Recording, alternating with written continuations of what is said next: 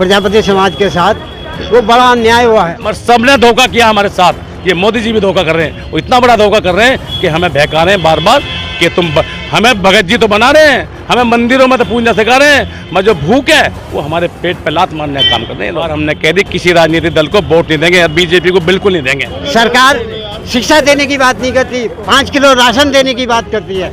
हमें राशन नहीं चाहिए, हमें शिक्षा में हिस्सेदारी चाहिए।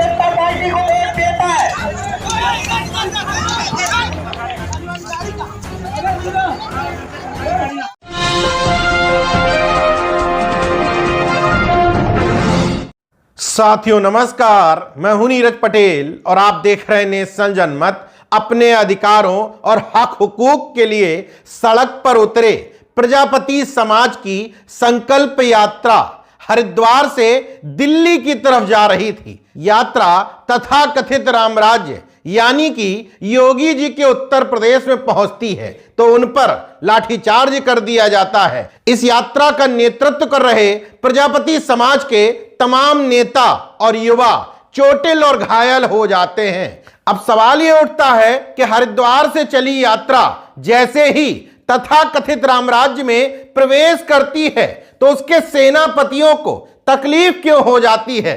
तकलीफ का कारण है एक और वीडियो।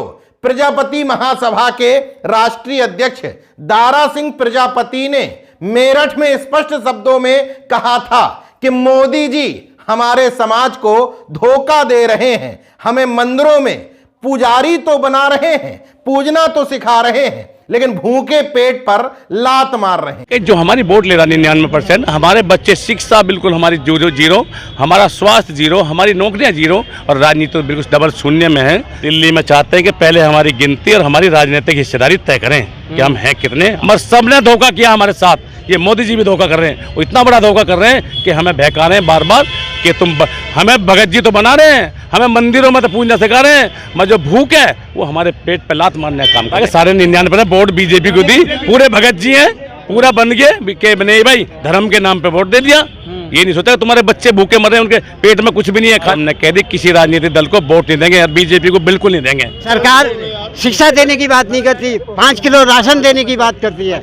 हमें राशन नहीं चाहिए, हमें शिक्षा में हिस्सेदारी चाहिए, नौकरियों में हिस्सेदारी चाहिए, हमारे बच्चों को आगे पढ़ने के लिए मदद चाहिए।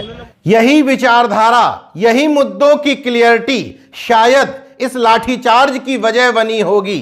मेरठ से निकलते हैं ये बयान देकर के मोदी नगर की सीमा पर रोक लिया जाता है, 3 घंटे बवाल चलता है, उसके बाद आगे जाने दिया जाता है। मगर गाजियाबाद में जब रोका जाता है तो प्रजापति समाज के लोग कहते हैं दिल्ली में प्रधानमंत्री से मिले बिना हम रुकेंगे नहीं, क्योंकि हमने पिछड़ा समझ करके उनको वोट दिया था। इसके बावजूद जब पुलिस आगे नहीं बढ़ने देती है तो वहीं धरने पर बैठ जाते हैं। इसके बाद आरोप है आंदोलनकर्ताओं का कि पुलिस जबरन उन पर लाठीचार्ज कर देती है। इन सब बवाल, हंगामे और लाठीचार्ज के बीच भी नेशनल जनमत इस मामले में एक पॉजिटिविटी देखता है। कम से कम अति पिछड़ा समझे जाने वाला प्रजापति समाज अपने हक हुकूक और अधिकारों के लिए सड़क पर उतरा तो सही। संत राम बीए प्रजापति लगातार समाज को यही समझाते थे कि जाति तोड़ो समाज जोड़ो, इसलिए उन्होंने जाति पाति तोड़क मंडल की स्थापना की थी। भले ही इस यात्रा का मूल मकसद संत राम बीए प्रजापति के जाति पाति तोड़क मंडल के अनुरूप ना हो, लेकिन एक बात वो सीख गए थे कि समाज की हिस्सेदारी के लिए सड़क पर उतर करके संघर्ष करना है। इस मामले में एक और पॉजिटिविटी नेशनल जनमत हमेशा जब ये समझाने की कोशिश करता है पिछड़े और दलित समाज के लोगों को कि मूर्तियां मांगोगे, माला मांगोगे, महापुरुषों के नाम पर छुट्टी मांगोगे, किसी इमारत का नाम मांगोगे, कावड़ यात्रा में पुष्प वर्षा मांगोगे, मंदिर का घंटा मांगोगे, सब कुछ मिल जाएगा, मगर नौकरी, रोजगार, हिस्सेदारी मांगोगे तो लाठियां ही मिलेंगी। यह घटना इस बात का सबूत है कि कावड़ यात्री अपनी पूरी यात्रा में जगह जगह बवाल करते हैं, जब तक कांवड़ यात्रा चलती है पुलिस प्रशासन से लेकर के स्कूल प्रशासन भी डिस्टर्ब रहता है। इसके बावजूद उनको न सिर्फ प्रोटेक्शन उपलब्ध कराई जाती है बल्कि पुलिस कर्मियों से पैर दबाए जाते हैं और हेलीकॉप्टर से पुष्प वर्षा की जाती है। मगर यहां प्रजापति समाज अगर मानसिक गुलामी की इच्छा से निकला होता तो न सिर्फ वो दिल्ली तक पहुंचता बल्कि पलक पावड़े बिछा करके उत्तर प्रदेश पुलिस और सरकार क्या मोदी सरकार भी बाएं फैला करके स्वागत करती। मगर राष्ट्रीय प्रजापति महासभा के राष्ट्रीय अध्यक्ष दारा सिंह प्रजापति के नेतृत्व और चुन्नी लाल प्रजापति, डॉक्टर वरदानी लाल प्रजापति, बालकृष्ण प्रजापति जैसे सामाजिक कार्यकर्ताओं की अगुवाई में इस यात्रा का मकसद अपनी सामाजिक और राजनीतिक भागीदारी प्राप्त करना था। इसलिए राम राज्य को तकलीफ हो गई कि इस राम राज्य में अति पिछड़े अपना हक हुकूक मांगने सड़कों पर कहां निकल गए।